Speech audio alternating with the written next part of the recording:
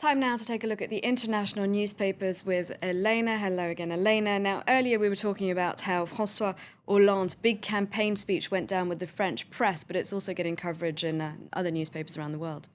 Yes, it's one of the first times the French presidential campaign has started to pick up a lot of newspaper coverage around the world, especially in Britain. Now, in here, in The Guardian, they're pretty excited. They say he's put aside the image of being Mr. Marshmallow, as he was once called by his party, and he's put aside that sort of jovial sweetness and has got an Obama-style hope and change campaign message, which they reckon he really sold to the socialist faithful yesterday. Their correspondent says you can see he's the man with the conviction that he can beat Nicolas Sarkozy. He's got that strength now to go up against him. So they're very positive. In, of course, the rather left-leaning Guardian, they say that his sort of personal image that he's selling of how simple and ordinary he is will work for the French people compared to the bling-bling image of that Sarkozy had.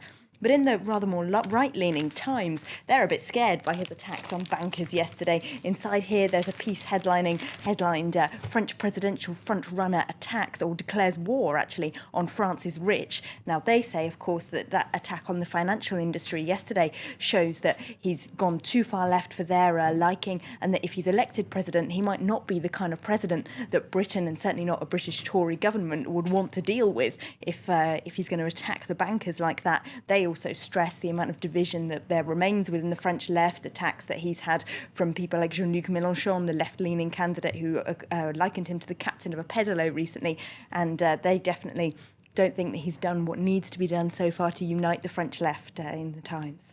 Now, also in the headlines this morning, Yemen with the departure of President Saleh for the US. What are the papers making of that then?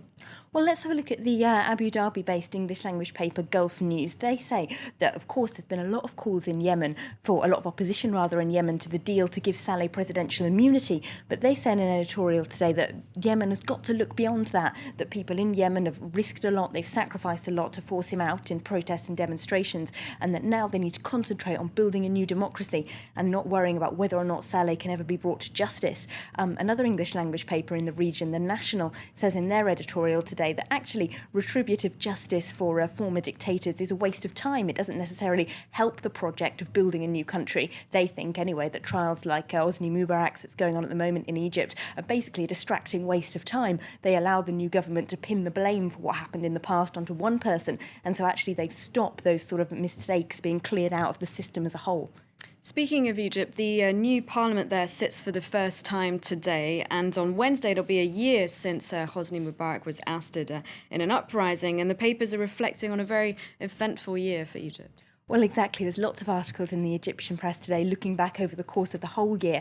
The Harvard history professor, Robert Owen, who's written a piece for Al-Masri Al-Youm today, and he says we should remember that the process of creating a democracy is slow and complicated, and we shouldn't be too disheartened at the moment by the slow pace of change, what many see as the slow pace of change, what protesters in Egypt are worried about the regime there being, taking up some of the colours of Mubarak's old totalitarian regime. They say, of course, all the different parties in that new assembly are going to be fighting for their own interest when they try and write Egypt's new constitution. We should remember Rome wasn't built in a day, and the fact that this process is even going on is really heartening.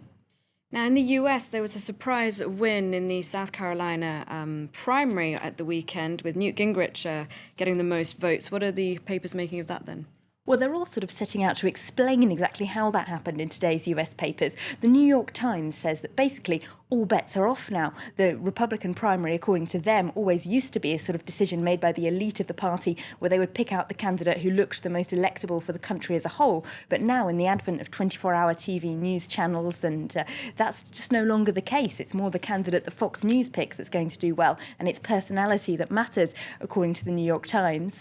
So whereas over in the Daily Beast, they're having a look at what they call the hypocrisy of right-wing Republican voters who, of course, are strongly against things like abortion and gay marriage. Their moral issues supposedly are very important to them, and yet they picked a man who's been married 3 times and famously cheated on 2 of his wives. Now, they explain that. Why is Romney's having once supported abortion years ago somehow a worse moral sin to them than Gingrich's troubled love life? But they say that it's not so much the candidates' principles and what they've done in their lives that matters. It's just had the charm and passion that they can bring across on TV and in those debates that matters to the Republican voters. All right, thanks very much, Elena, for that look at the international newspapers.